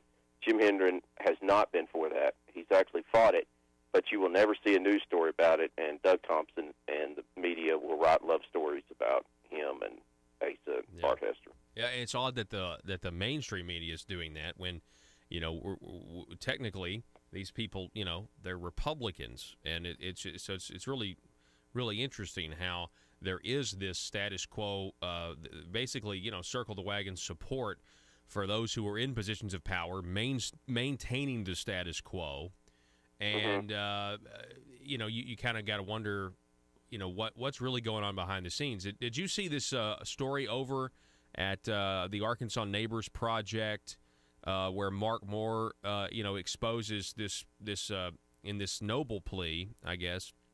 Yeah, I commented in it. Yeah. That's right. He asked you for a comment. So you have Preferred Family Healthcare owning this nice house in Florida and this nice 5,000 plus square foot lake house in Eureka Springs. I mean, that's in Carroll County. That's in your district. And the question is, what legislators, have stayed here? You say you haven't ever stayed at this place. No, didn't know. I mean, my dad was telling me that he thought that kind of in a Geraldism wisdom deal, he said, well, at least they stole the money, but they spent some of it back here in Carroll County. I guess if you wanted to try and find a positive out of it. But, yeah, I mean, where is that? Where is it? It has come out in court documents that possibly a lobbyist paid for John Woods' wedding reception. No digging on that. But, God, if I take a trip, remember a few years ago when I took a trip, and I disclosed it to the Foundation of Government Accountability, which I was a speaker down there at a conference. My gosh, I think there was no less than half a dozen op-eds and news stories. There was at least 6 to 10 news stories out there about how I took that. Brummett wrote about it 2 or 3 times. I mean, man, they went crazy over it, and that's fine. when I took it, I think, well, I might as well be ready to, face the, the music, and I did. And you know what? Where is you have a court document that comes out that outlines this stuff, and nothing. No digging, no asking questions. I mean, I thought that I was going to have to move to a cave in Bolivia to get away from answering questions about a trip that I reported that was okayed by the Ethics Commission well in advance of when I did it. Yeah. And that's the whole point. Disclose. I mean, how many legislators, and come on, this is Arkansas. We know the level of corruption. How many legislators are not okay with taking cash payments? How many legislators are not attorneys that have stayed at this property? I mean, that's the real question here. Now, they're okay staying somewhere for free, but but the whole point is, have they reported it? And the answer is no, they haven't. And so, yeah, I mean, the media here, the statewide media, they have an absolute goldmine, especially those that have the access to get to some of these people to ask them questions. I mean, they have a gold mine here, a golden opportunity to expose even more corruption. And it's for the most part, it's crickets. I mean, even the loan story, even reporting on the loans, it's almost like they're reporting it because, well, we have to report this one. And I'm wondering if they weren't getting out in front of maybe some disclosures from the FBI or some U.S. attorneys in the coming weeks. Who knows? I don't know. But, this has all been talked about. There, like I said, file bills when you start wondering. And there's a point in time there when you're down there that you think, is this really going on? I mean, I spent years wondering that and stuff, and then, you just don't want to say anything till after, well, let me ask you this, Brian. But we've had problem after problem after problem after problem, and yet you have those down there that are in it. You have those that either they're in with them in the inner circle to some level or something like that, and then you have the mass part that basically, some of them may say something every once in a while, but for the most part, they just keep their mouth shut. And here's what I would say to the mainstream media that claims or likes to pretend that they are objective. Okay, giving you the benefit of the doubt for the sake of argument. Let's say you're objective. How is it not news to report that the governor backed Republicans who were primarying the two senators whose bills would have exposed exactly what has been going on down there? Your Medicaid disclosure bill would have exposed all of this. Linda Collins Smith would have prevented attorneys from being able to take money under the table to pass bills for their clients, which is what we're finding out has been going on down there. Yeah, $500,000 named in Jeremy Hutchinson. Yeah, named in federal court documents. How is that not a news story, the objective press, when you also have the Republican governor who is running for re-election, and by the way, this is his nephew who has been named as taking the $500,000, and the governor backs two other Republicans in a primary against the two most outspoken people for ethics reform who will not be going back in January? How is that not front page news to try to speak truth to power and to tell everybody in the state what's going on? And yet, there's no story about something like that. Well, you go even farther than that. What about the Democrat Party and the Democrats down there? You don't hear anything about it. I mean, can you imagine if Donald Trump's nephew got a name from taking $500,000 in a court document? And I mean, it just is the whole world down there, and that's what makes it where when you speak out like you guys, you get the first thing that they need to do when you're speaking the truth or raising questions. I learned this down there. The biggest defense is they say you're crazy, you're a liar, you're wrong on the facts, even though they'll never back anything up that shows that you're not. They will, say you're a terrorist. So that's the defense that they do, and that's why Jim Hendren does what he does.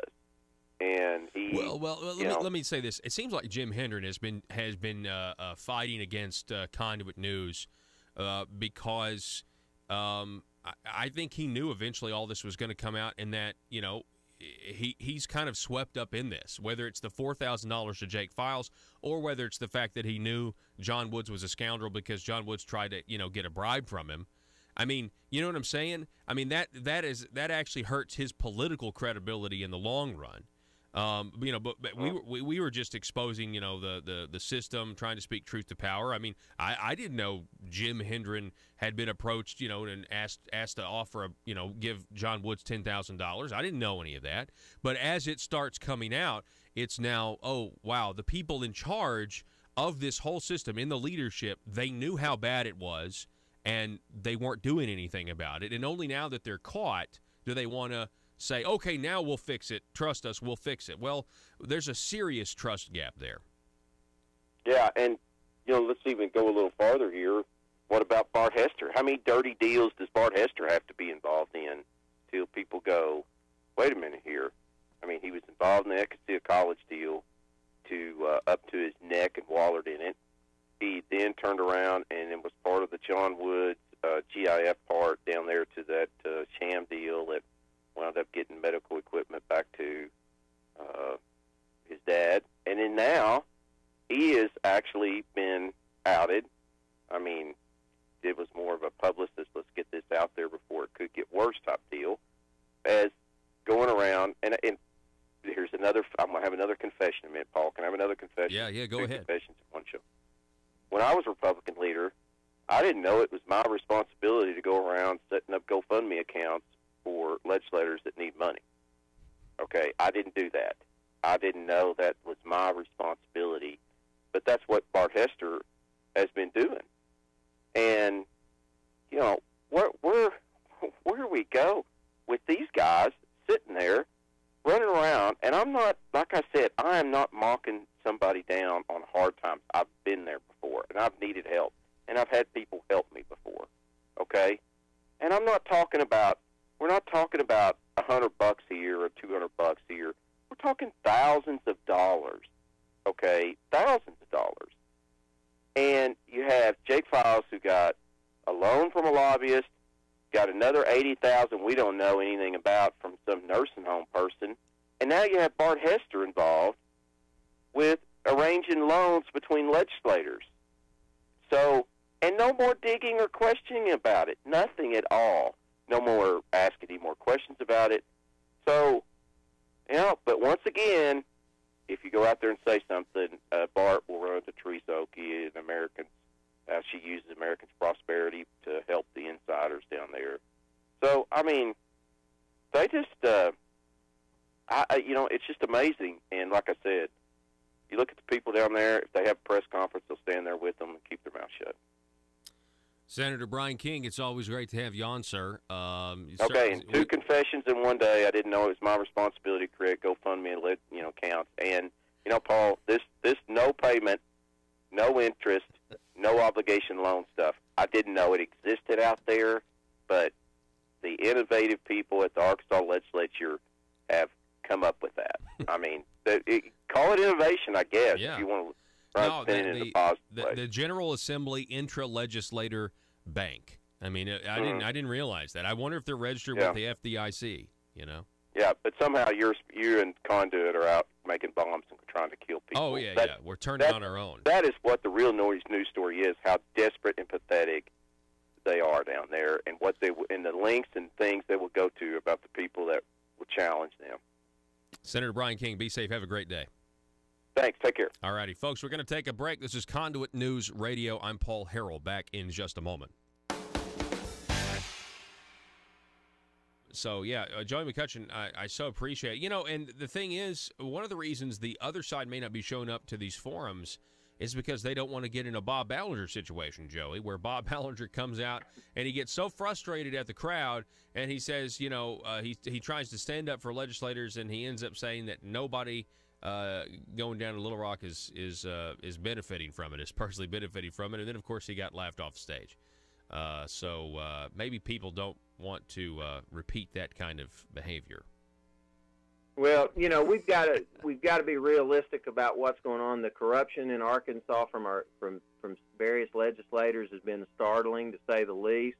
We've got good legislators who go to Little Rock and they do the right thing.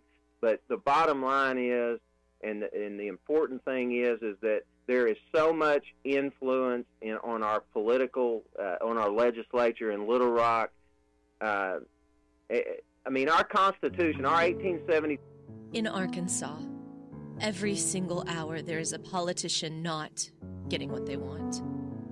For some, it's an absolute nightmare.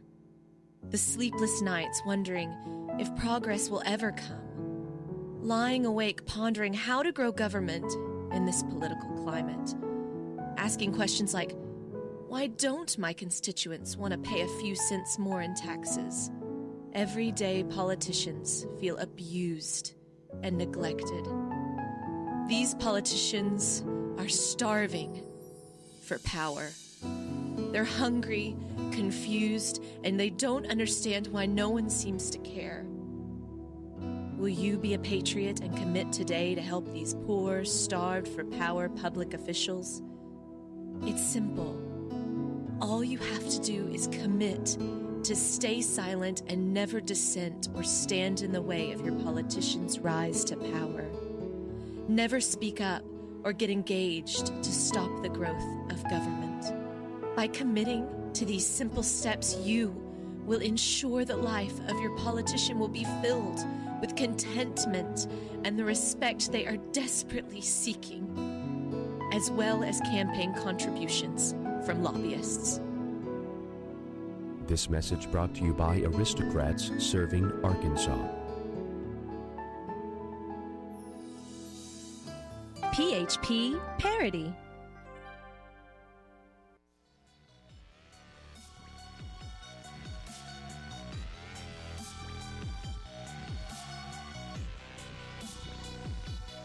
Need your daily news fix? Don't forget to tune in to Conduit News Radio with Paul Harrell.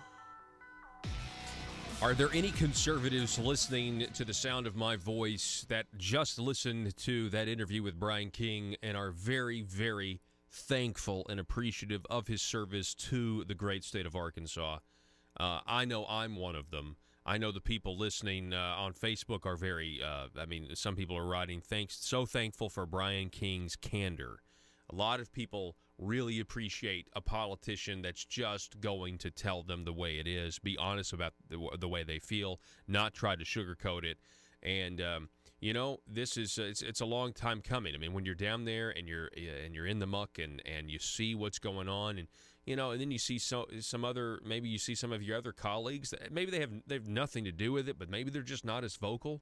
Maybe they trying to work behind the scenes, but eventually you just got to stand up and speak the truth. Brian King is a truth teller. That's who he is. He's a truth teller.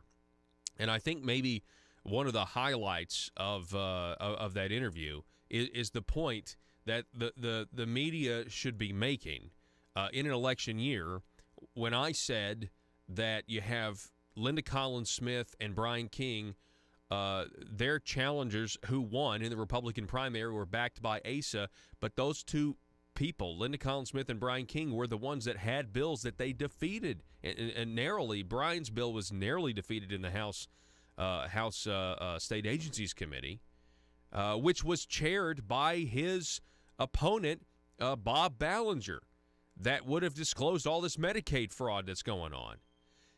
It actually is amazing when you think about all of the optics here, how it is a big news story. But what Brian King said is that you also have the Democrats who are remaining silent in all of this. I mean, the Democrats are running somebody for governor, Jared Henderson. Now, regardless of the fact that you have Jared and Asa, with the whole teacher loan and everything else, not teacher loan, the teacher funding his charity or whatever, and how, regardless of all of that, the Democrats are pretty silent in all of this. There's a lot of stuff, a lot of political fodder for them that they are just not saying anything about. I'd like to know who stayed in that lake house. You know what I'm saying? Charlotte Douglas, State Representative Charlotte Douglas once said about serving in Little Rock. She was asked, what do you need to know when you go serve in Little Rock?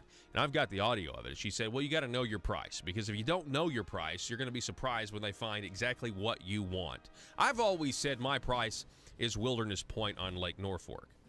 I've always made that clear. We'll be back in just a moment with Congressman French Hill.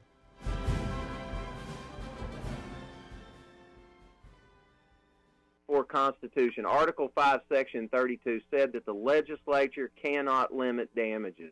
And the reason that was passed in 1874 overwhelmingly by the voters was there was corruption. There was corruption of the legislature by railroads right after the Civil War.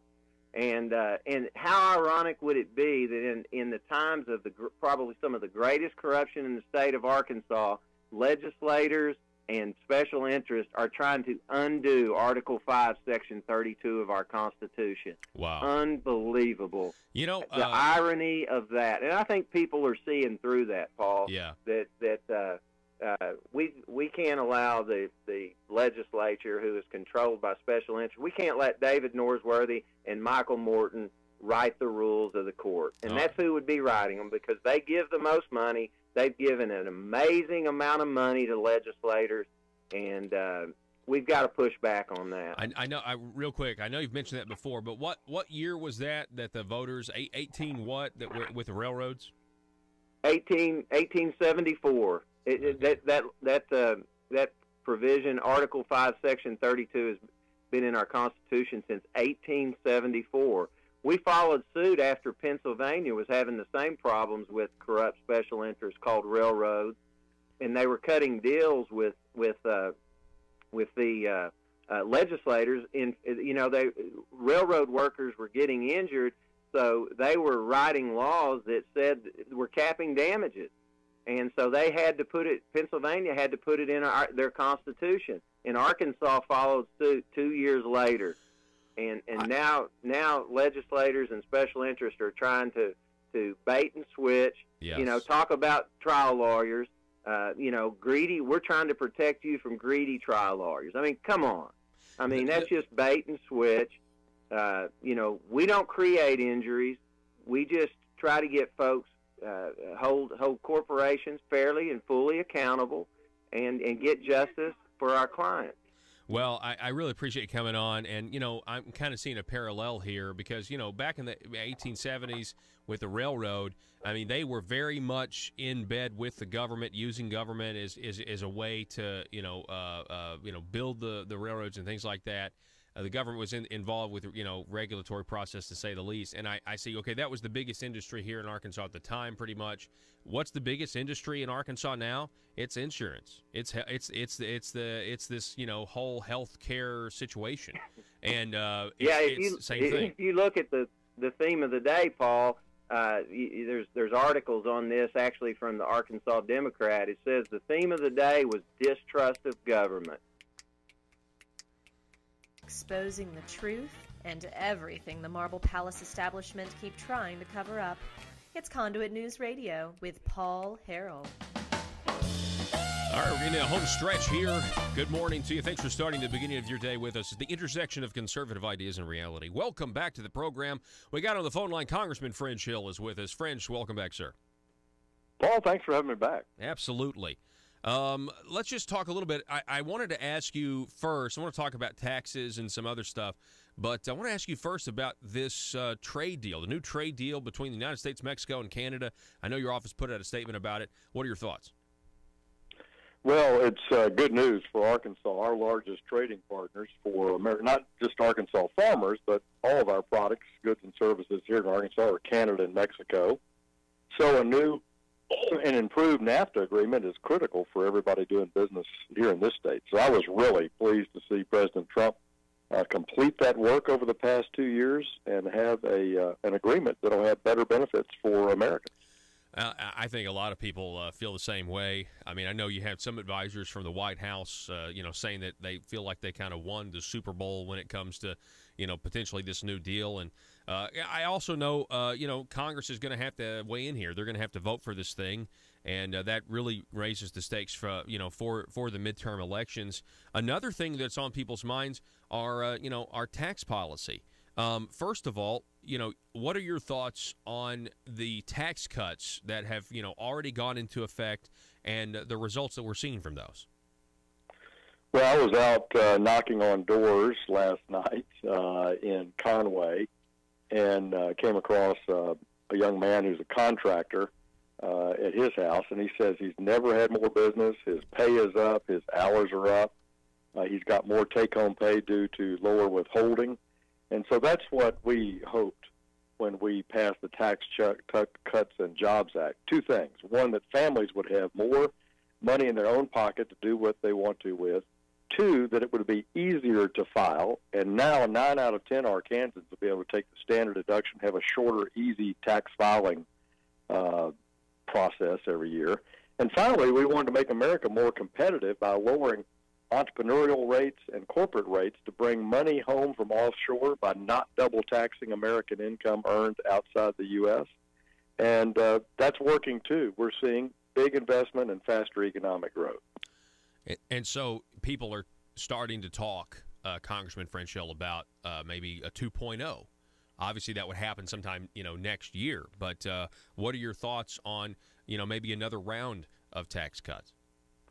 Well, there's areas that we've talked about in the House. We took some votes last week on it, where we make the individual tax cuts permanent for families, that we do some things that encourage savings. We have a real savings deficit in the United States, and so we've put forward some bills that will help families start saving money with tax deferral at lower amounts sooner. And then one thing I love, because I know so many retirees that complained about it back when I was a community banker, we're going to stop the required minimum distribution for IRA accounts, individual retirement accounts under $50,000 when you turn 70 and a half. And that will save people taxes and give people more control over their savings they've worked a lifetime. So I think increased savings, make those personal tax rates for our families permanent. Those would be, I think, two things to look at for early next year. And what's amazing to me is that you have the other side essentially campaigning on, undoing all of this great work. Isn't it amazing that they're running on tax increases? Yeah, I mean, they don't have a campaign plan other than to resist Donald Trump, hate everything that he proposes, raise taxes, raise regulatory burden. These were the two reasons I actually ran for Congress back in 2013 and 14, because I'd been in business 30 years, and I saw the regulatory system and the federal bureaucracy of red tape run amok, whether you were a doctor, a lawyer, a banker, a farmer, a worker in a manufacturing plant. Everybody was suffering from the three-ring binder syndrome from Washington. Plus, tax rates were uncompetitive with other countries around the world. We were not being competitive. Those are two issues I ran on in 14. We've gotten both those things taken care of, and that's why we need to keep the momentum. And our opponents are just proposing the exact opposite. Mm-hmm. Yeah, I completely agree with that. We're talking with Congressman Frenchhill. I talk a lot about Arkansas and skilled labor and the skilled workforce that we really, really need here. Here in Arkansas, in a lot of ways, we do have a skilled workforce shortage. So talk a little bit about this caucus I've heard about, the Skilled American Workforce Caucus. I understand there was a briefing recently. What can you tell us about that? Well, you're right. We do have more jobs open than we have qualified people looking for it. We want our families to be able to pursue happiness, pursue opportunities. And one of the biggest gaps is they don't have the skills. And so this connecting skills to people around the country, I think, is one of the top challenges for our governors and for our local chambers of commerce and our local employers. So Brenda Lawrence, who's a member of Congress from Michigan, she and I started this caucus, and we highlight places around the country that we see doing it right. And one of those is BB, Arkansas. We had Sean Talent up from ASU BB, where he works with John Deere. And we are training people from 5 states at Arkansas State BB. And they come, they have a paid apprenticeship, they're getting a 2-year degree, they have the ability to get a 4-year degree, and they have a job, a highly paid, highly desired job with John Deere. And that is the kind of partnership between higher education and the private sector I think will help bring people to the workforce, get them the skills they need, and get them on track for independence and freedom of having a living, great career. Yeah, and that is good because, you know, a lot of times, you know, at a higher education, you know, that's not what we're seeing, not necessarily in higher education, building towards learning skills while you're there. And I talked to an engineer friend of mine who said, you know, I went to school for 4 years, but I didn't actually learn the skills of being an engineer until I actually got on the job. And then you have this mentality where a lot of people think, Congressman Hill, you know, that in order to be a success in this country, you have to have the 4-year college degree or you have to have the master's. But that's not necessarily the case, is it? There are about 50,000 STEM-related jobs, that is science and technology and math jobs, that don't require a 4-year degree right here in metro center part of Arkansas. And look, there are 3 groups of people I think that we need to focus on with this skills trade. First of all, in our K through 12 normal education system, we need to offer a track that leads people to employment and apprenticeship and skills upon graduation if they don't want to be college bound. We need to reward them, honor them, recognize them, just like we do our kids that enlist in the military, go to officer candidate school, or go on to college. This is important work, and it's a profitable way to have a beautiful, independent life. Secondly, we need to have people who we are letting out of prison, 10,000 a year here in Arkansas, come out on parole. We need to make sure they have the skills to get back in the workforce, get off the street, be able to pay bills, be able to have an opportunity to shift back into society. And then finally, I think, and it's an important group, are people who need to shift careers at mid-career. And I think our schools probably do a little bit better job there.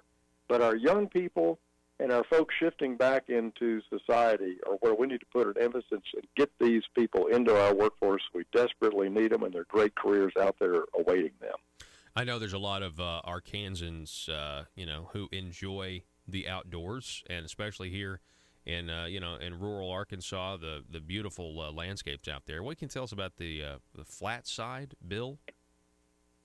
Well, out in Perry County and on the Saline County border in the U.S. National Forest, Washita National Forest, there's a beautiful little wilderness area there. And the Washita National Forest, it's great for hunting, hiking, camping. The Washita National Trail that goes from Oklahoma all the way to Pinnacle Mountain and Little Rock passes through that wilderness area. So the Flatside Wilderness Bill studies some land that's owned by the Forest Service there to see if it should be included in the wilderness area because of its natural beauty. And it adds some acres that have been treated as wilderness by the Forest Service for the last 20 years. So it adds that into the Flatside Wilderness area. This is a big part of outdoor recreation, and we have a lot of people that now are loving Pinnacle Mountain to death in West Little Rock, West Pulaski County, and we want to encourage our outdoor recreational enthusiasts to head to this beautiful site out in Perry County. Well, and I also understand that it's going to have a familiar Arkansas namesake to it. Is that right? Yeah. Look, this original place, Flatside Wilderness, was set aside back in 1984, and the congressman from Arkansas at that time was Ed Bethune from beautiful Searcy, Arkansas. He served 3 terms in the House as a Republican, fine guy. And since he was the original author of Flatside Wilderness, I propose that additional acreage be named for Ed for all his work for Arkansas outdoor recreation, the natural state, and his devoted devotion to conservation. We're talking to Congressman French Hill. And I guess this, I want to give you the last word, Congressman Hill, because you know, I know we're going to talk again before the midterms here in a couple of weeks, but you know, there is a lot going on right now, to say the least, in the country with what's going on, you know, with the Supreme Court nomination to really just, and I was saying this earlier, ever since 2016, the Democrats, they just are in a blind rage. And yet we have President Trump, we have his policies that have done a whole lot for this country. And I don't even think a lot of people that voted for Trump, me included, realized how far we would be at this point, in his presidency.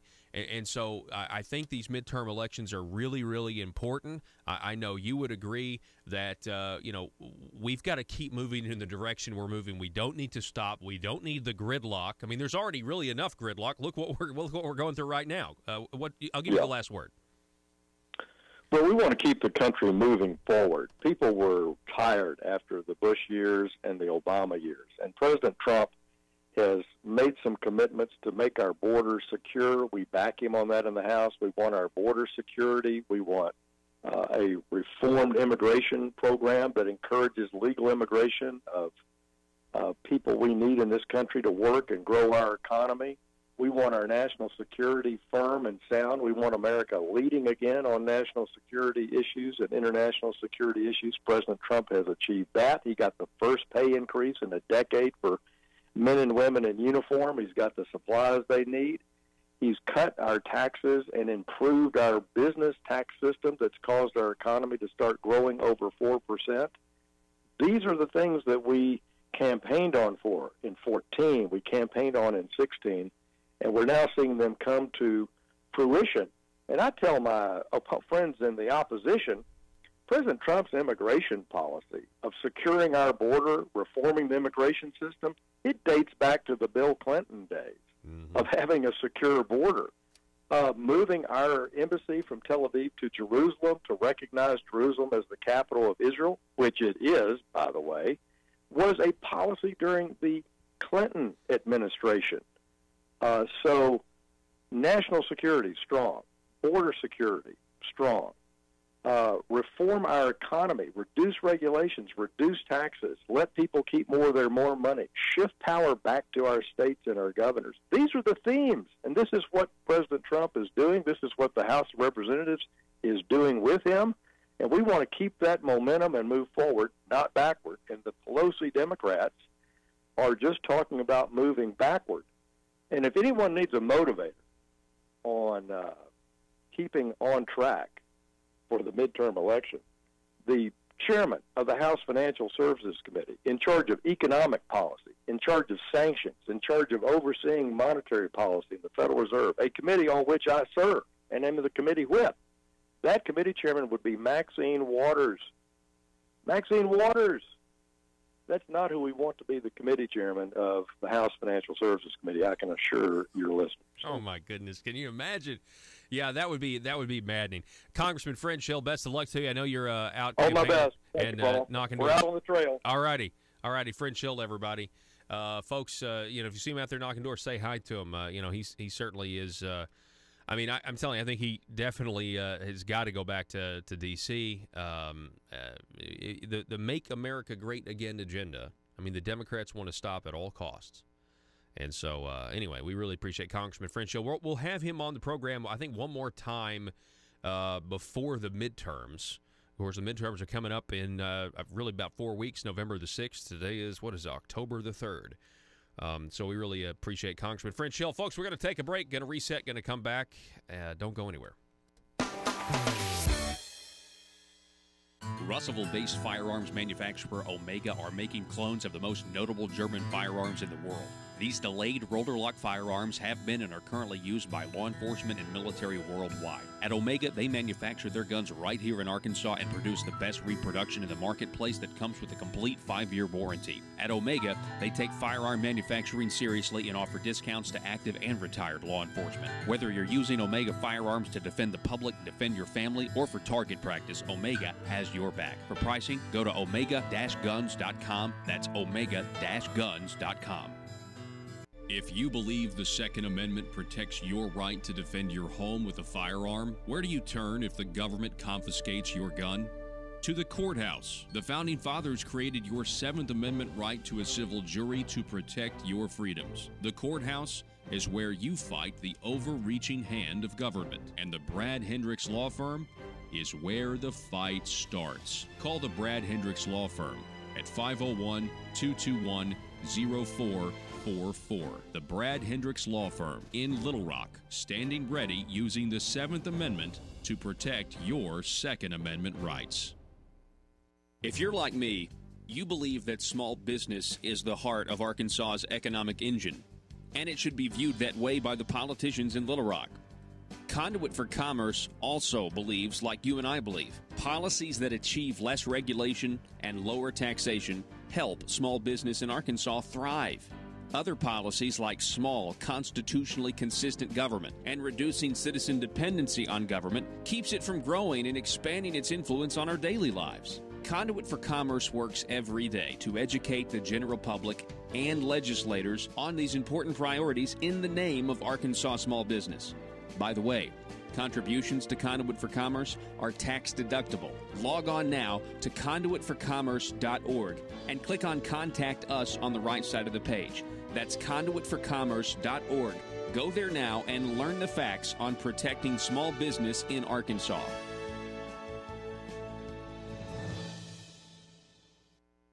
Constitution. Article 5, Section 32 said that the legislature cannot limit damages. And the reason that was passed in 1874 overwhelmingly by the voters was there was corruption. There was corruption of the legislature by railroads right after the Civil War.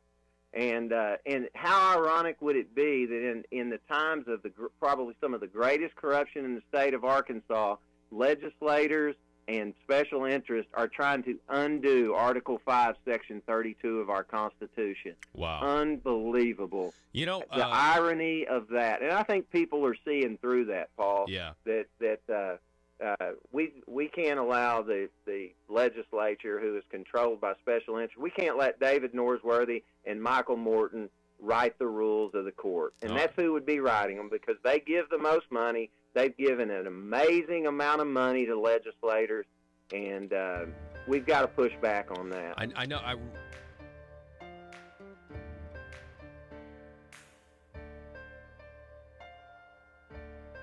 Bringing you your daily dose of truth. It's Conduit News Radio with Paul Harrell. How high's the water, mama? This story over at conduitforaction.org, public corruption, how high's the water, mama? Unless you've avoided reading and watching, this is actually by David Ferguson, former head of the Bureau of Legislative Research.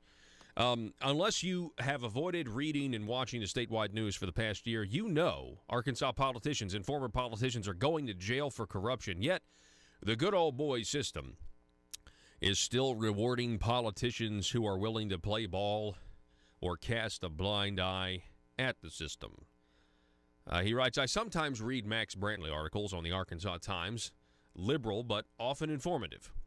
It's no surprise that when the Times posts an article about public corruption, many of the liberal readers immediately blame Republicans. On the other side, you have Republican Representative Bob Ballinger writing a guest article to the Democrat Gazette where he blamed the culture of corruption at this point on 138 years of Democrat control of the Arkansas government. He said the corruption reached its pinnacle during the days of Bill Clinton as governor. Now, Bob conveniently left out that he gave money to Ecclesia College and then had Ecclesia pay him for legal work that he was doing for them. Democrats blame Republicans and Republicans blame Democrats. Nothing new there. But David Ferguson writes, I don't think political party is a distinguishing factor other than it's more often members of whichever party is in power, since politicians in positions of power or influence have the most opportunity to use their position for financial gain. So how high's the water, mama? Did corruption really reach its high water mark during the days of Governor Bill Clinton? If so, that means the waters of corruption have been ebbing for the past 26 years. Do you notice any difference? Despite Clinton leaving office in the late 1990s, there was a flood of corruption, investigations, and convictions of legislators. There were convictions for rigging a new state program so that it benefited certain politicians and their friends, a conviction for a legislator soliciting bribes from owners of Greyhound racing dogs, and a conviction for mail fraud in the sale of equipment to a state agency. Later came convictions for kickbacks to Secretary of State Bill McEwen, a pie box full of bribery money to State Treasurer Martha Schaffner, bribery by state employee and former legislator Steve Jones, embezzlement by a UCA president Lou Hardin, who was a former state senator, election fraud by Representative Hudson Hallam. Remember old Hudson Hallam? He was getting absentee votes by giving away, I kid you not, go look this up, vodka and fried chicken. Vodka and, the Democrats that, stereotypes are racist.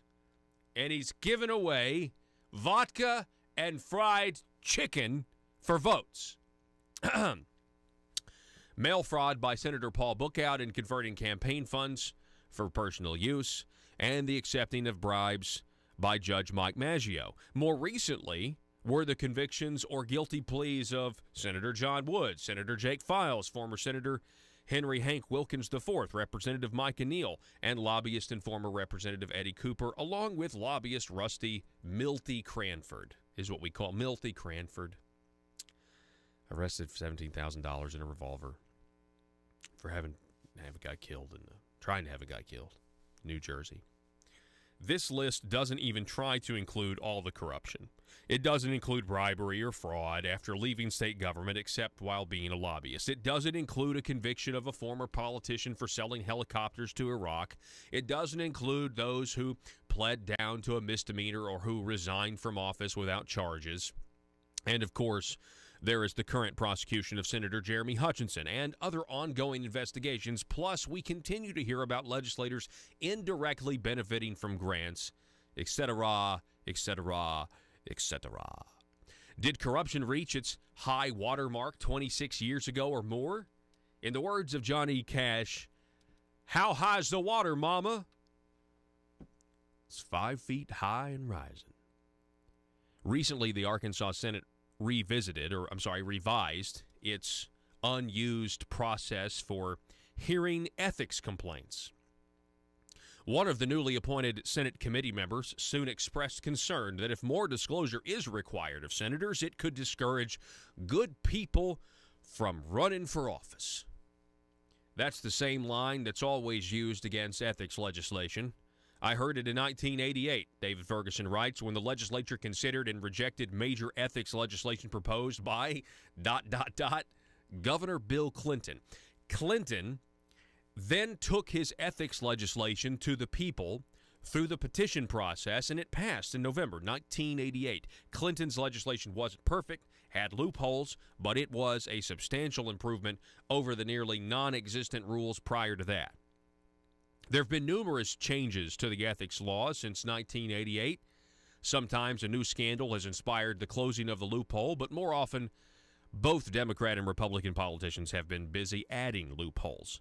After the space of public corruption convictions in the 1990s, the legislature passed additional ethics rules, but built in loopholes to keep the new rules from being a hindrance. Basically, you take out all the teeth, but then you get the political cloud of looking out for the public and ethics and transparency. A few years ago, the legislature made a big deal out of prohibiting lobbyist gifts to public officials. But the legislature included loopholes, such as allowing lobbyists to sponsor events for legislators, and which resulted in so many special events that on many days during a legislative session, it is 3 meals a day and drinks. I asked a lobbyist how the new rule had affected lobbying business. He replied, not at all. If you watch cops shows like the First 48, you will hear law enforcement refer to some neighborhoods as having the reputation of being a place where no one talks to the cops. The Arkansas Capitol is like that. Well, at least until someone gets caught and agrees to wear a wire. Senator Brian King is an example of what happens to a legislator if he dares say, things are not right here. King dared to criticize programs for not being conservative, and even worse, tried to shine light on the cozy relationship between Medicaid providers and legislators. For not going along with the crowd, he was punished by the establishment by making sure he wouldn't be the chair of the Legislative Audit Committee, where he had used the chairmanship to expose problems with state programs. Then, they took his legislation on voter ID and had someone else introduce a version so they wouldn't have to vote for his bill and let him get the credit. When that didn't get him in line, they got him an opponent and defeated him for re-election. Remember, in Little Rock, you have to go along to get along. Check out the rest of this great article by Mr. David Ferguson up right now at conduitfraction.org. And Arkansas, we're going to continue speaking the truth here at Conduit News, and we will see you here tomorrow.